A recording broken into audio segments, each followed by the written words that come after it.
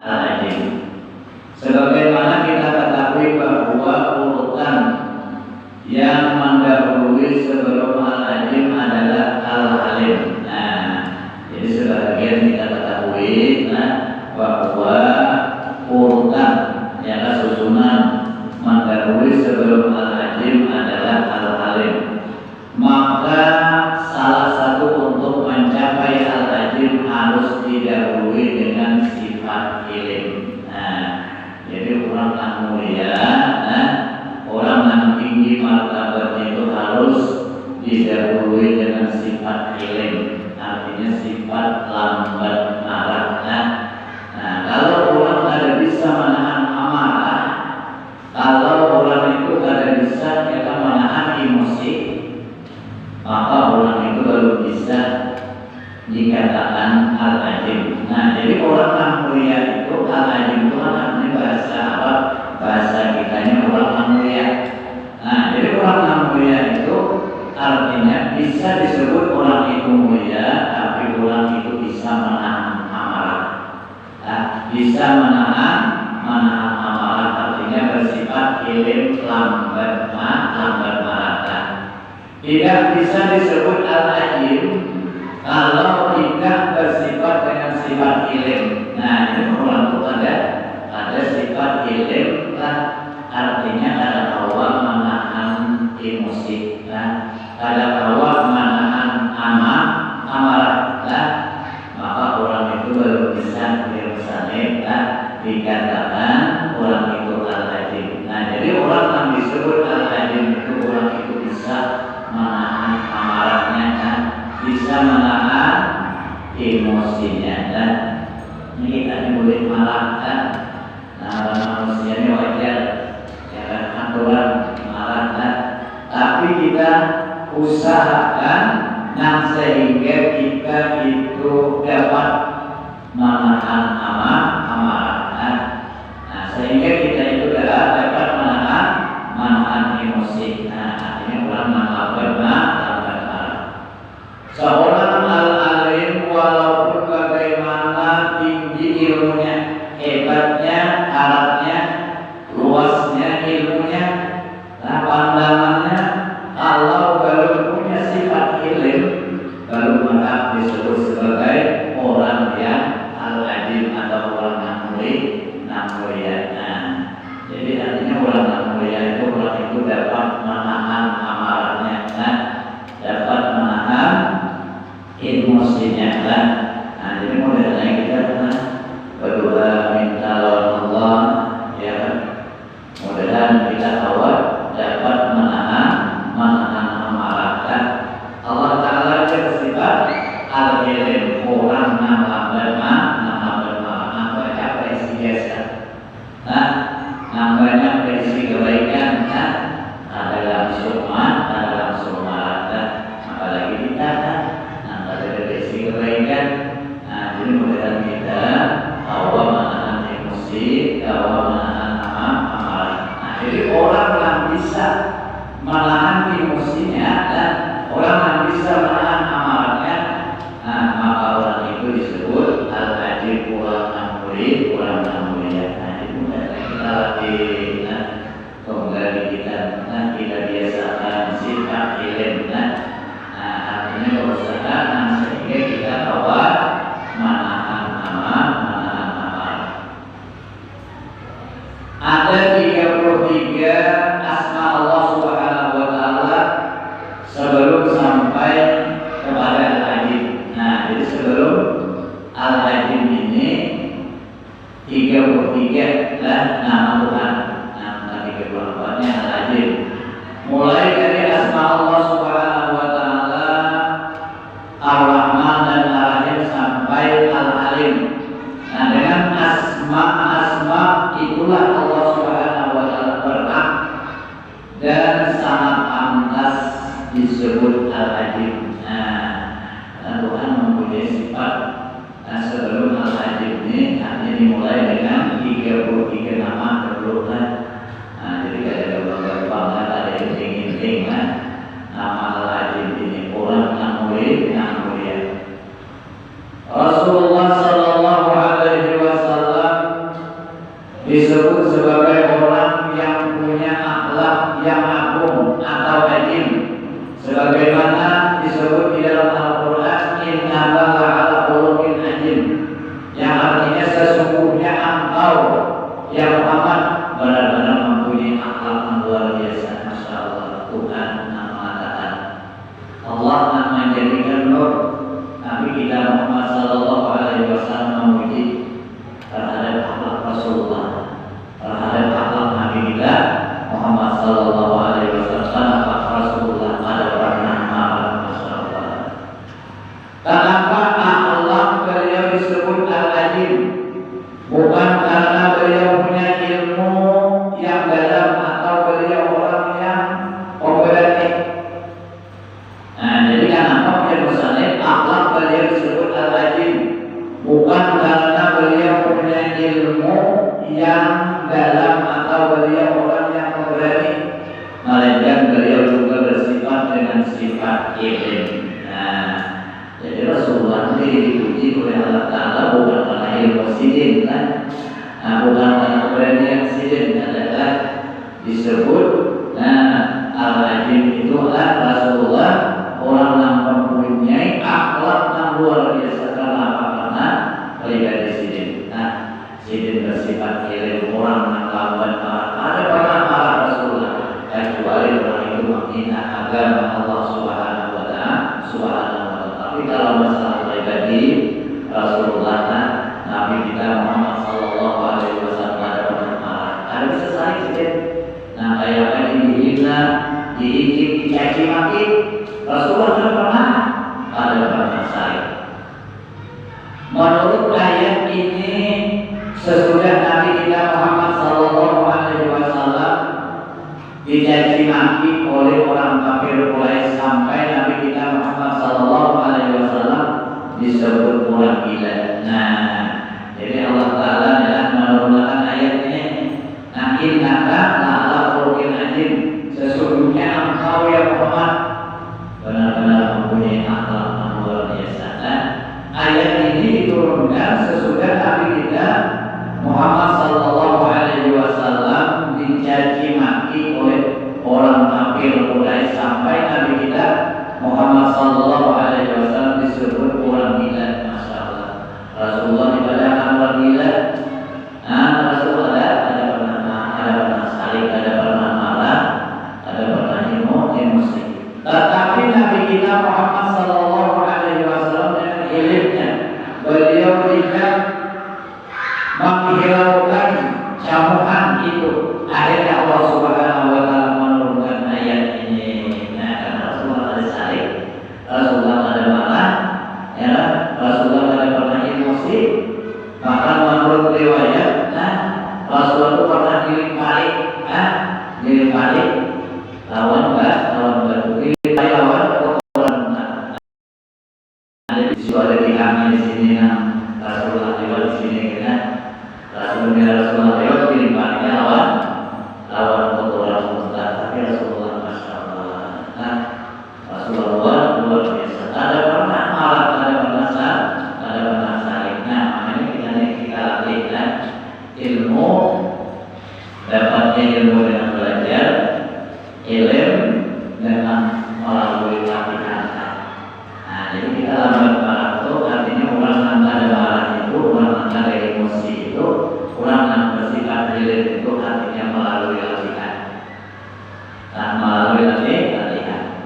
Orang yang paling mengerti tentang dua nama Al-Halim dan Al-Ajim ini adalah Nabi kita Muhammad sallallahu alaihi wasallam. Nah, jadi orang yang bujur-bujur mengerti, misalnya orang yang bujur-bujur paham, dengan nama Al-Halim dan Al-Ajim ini adalah Nabi kita Muhammad sallallahu alaihi wasallam. Imam Ja'far As-Siddiq berkata, tidak ada di dalam Al-Quran ayat yang paling mencakup tentang budi pekerti yang agung yang dimiliki oleh baginda Rasulullah sallallahu alaihi wasallam, wajil aqwa wa'mur bil urfi wal ardi anil jahilin. Artinya ujar Allah Ta'ala, jangan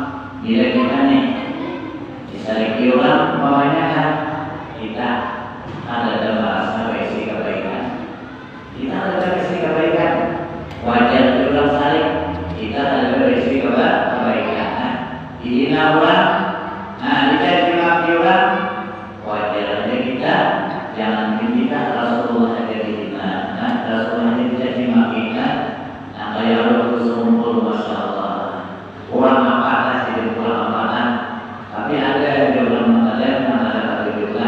Nah, jadi artinya kita melihat orang itu hendaklah kita jadikan pelajaran lawan kita, jadikan pelajaran sebagai contoh lawan kita. Artinya puja Allah Taala, janganlah jadilah kalian orang apa umumnya. Jangan lagi yang ini karena kemudian kita bawa, karena Allah Taala menyuruh. Biar Allah Taala jadilah engkau kalian orang yang pemaaf dan suruhlah, ajaklah. Saudara-saudara kamu mengerjakan yang makruh, artinya baik-baik, jangan apa bagus baik. Artinya hadir di majelis ilmu, hadir di majelis selawat kita bawalah, kita ajak. Karena ini Allah nama merintahkan, artinya suruhlah, ajaklah, bawain ke bahasa kita, kalau kamu saudara-saudara kamu untuk mengerjakan yang baik-baik, yang bagus-bagus, dan berpalinglah dari orang-orang yang bodoh. Artinya jangan menuruti orang yang bodoh.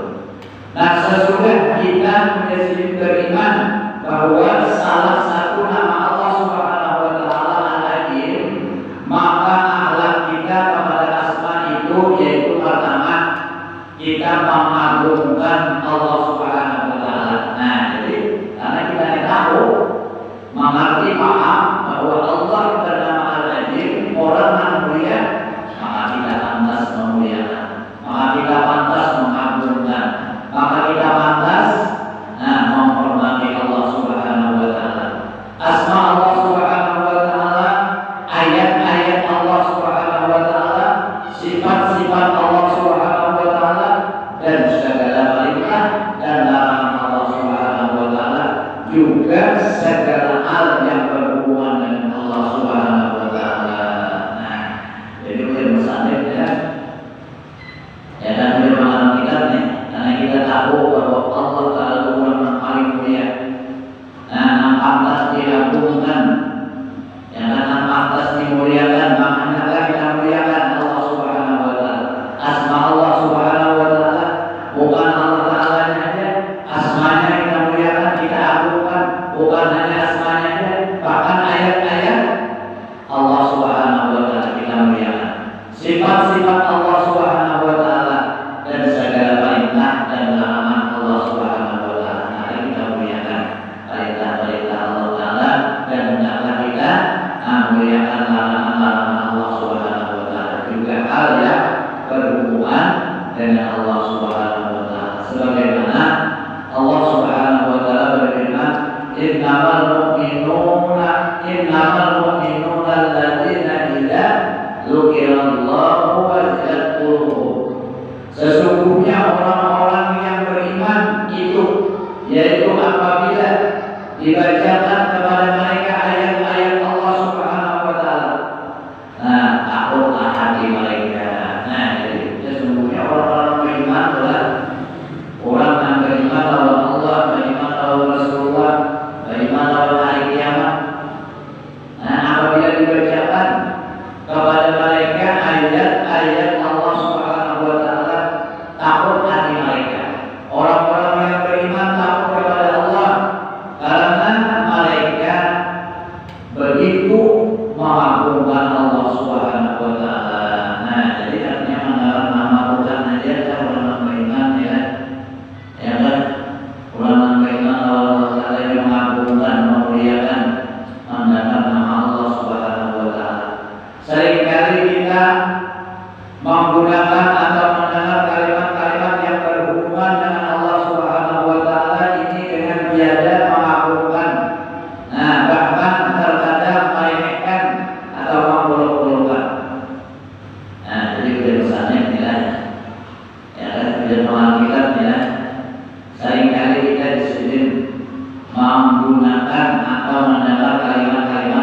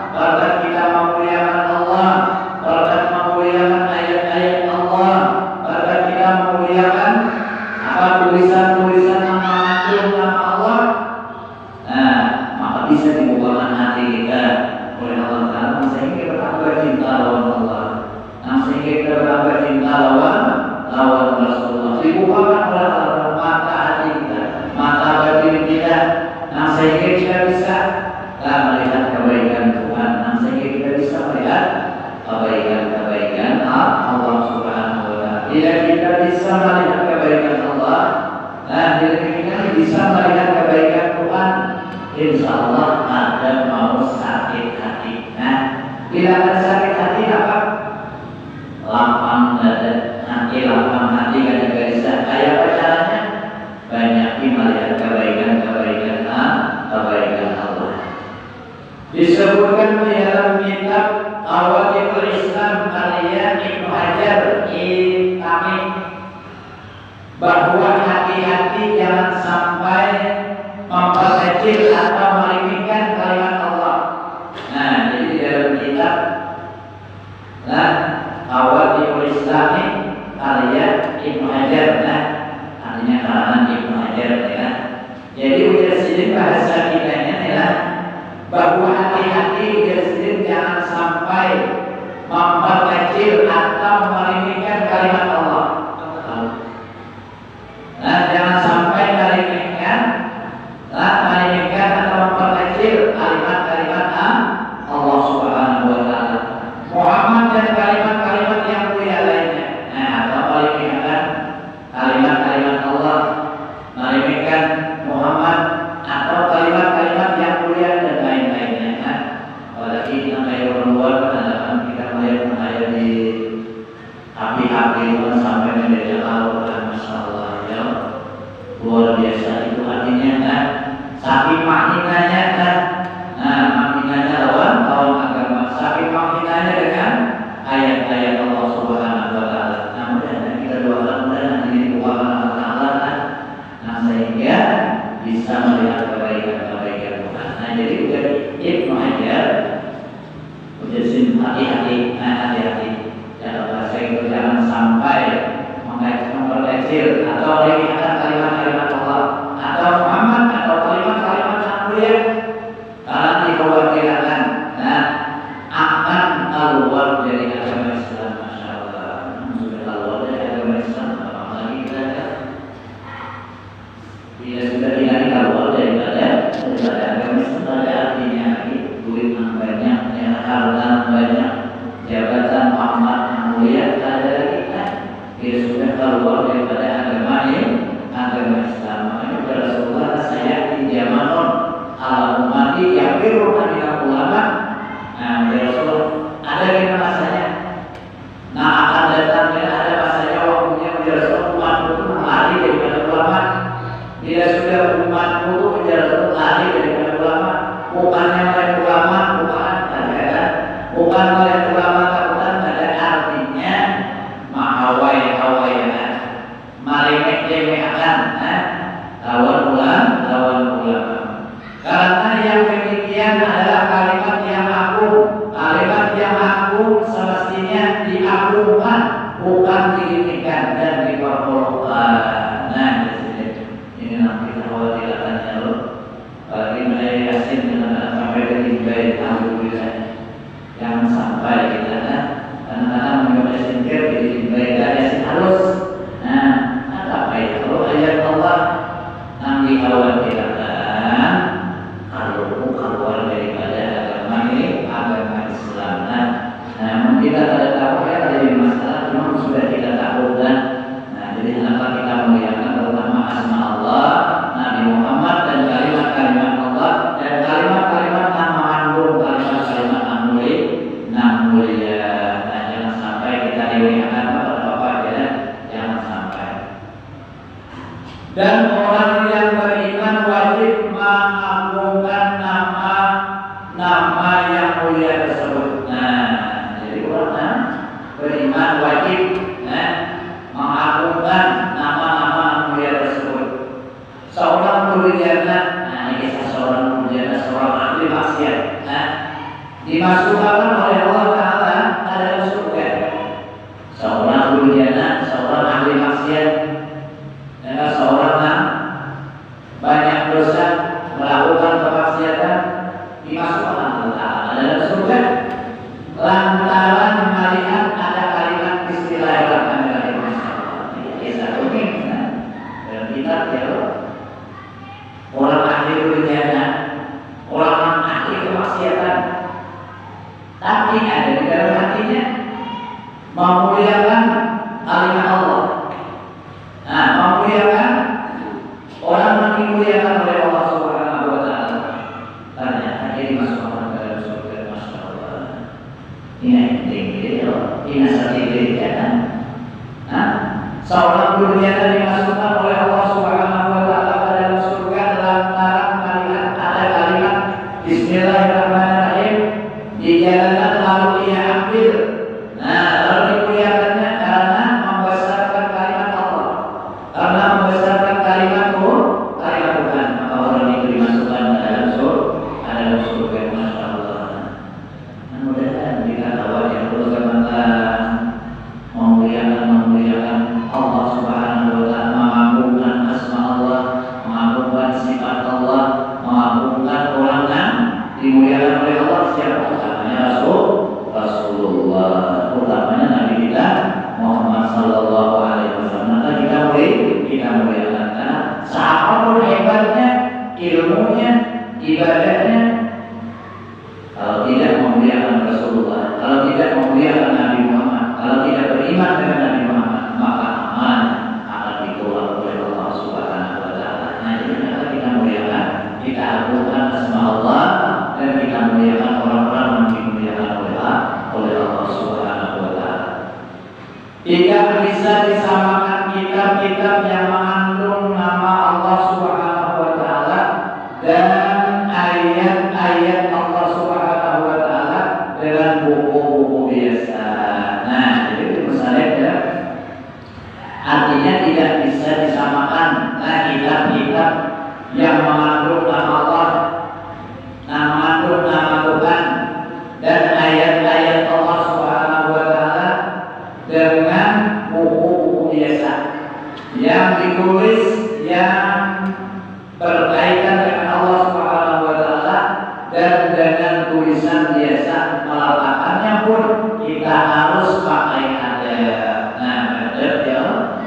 Nah, kalau dicium, benar misalnya Yasin, buku kitab ya, kita cium dulu, hanya kita angkat. Itu salah satu menghormati. Barukan kita menghormati. Nah, ini ada ya barakahnya. Barakat memuliakan orang yang dimuliakan Allah, barakat memuliakan menyanjung nama-nama Allah, kalimat-kalimat Allah. Nah, insya Allah ada barakahnya. Mudah-mudahan kita ya Allah tidak bisa diimpar begitu saja atau ditaruh di bawah atau di lantai. Nah, baik Yasin dengan anak berartilan kita Yasin ya kan di lantai pokoknya alhamdulillah semua alhamdulillah. Jangan sampai artinya Yasin dan di lantai buku maulid buku syair. Nah, apalagi mendasarnya kali ini akan makinnya. Kalau bapak gue adalah ada tulisan umum juga, ada tulisan latin juga. Nah, padahal di situ ada nama Allah, di situ ada kalimat Allah, di situ ada ayat Allah Subhanahu wa taala. Jangan sampai kita muliakan terutama ayat-ayat yang ada di dalam buku itu. Nah, dia akan membesarkan atau melakukan sesuatu yang berhubungan dengan Allah Subhanahu wa taala. Al-Quran itu mulia karena mengandung ayat-ayat Allah. Nah, Al-Quran itu mulia karena mengandung ayat-ayat Allah. Ya, kalau kulit sapi, diulang sarung, organ, dimuliakan Allah juga. Kenapa? Karena ada ayat-ayat Al-Quran. Kita mengagungkan kertas-kertas bukan karena kertasnya. Nah, ini kita mengagungkan kertas-kertas karena kertasnya, tetapi kita mengagungkannya karena kertas itu mengandung sesuatu yang berkaitan dengan Allah Subhanahu wa taala. Nah, kalau kita memuliakan, kalau kita menghormati, kalau kita menghargai, mudah-mudahan kita tidak meninggal dalam keadaan husnul khatimah. Kalau orang ibadah, hidupnya biasa-biasa aja ya, ibadahnya yang wajib-wajibnya, tapi barulah memuliakan, ya, barulah memuliakan Allah, barulah mengagungkan Allah, barulah memuliakan orang yang dimuliakan Allah, barulah memuliakan asma-asma Allah, barulah memuliakan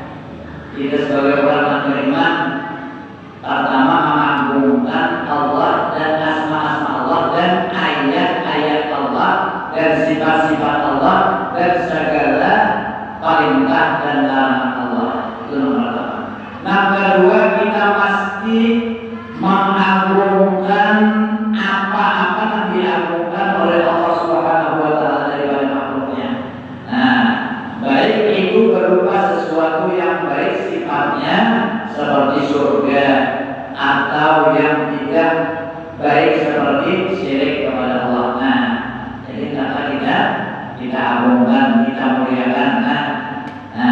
Seperti apa? Contohnya seperti surga. Nah, ada beberapa macam hal yang diagungkan oleh Allah Ta'ala di dalam Al-Quran, di antaranya yaitu surga. Nah, disebut Allah Ta'ala surga sebagai sesuatu yang agung, sebagaimana firman Allah, wa'adallahu alladzina amanu wa amilus salihati minhum maghfiratan wa ajran azima.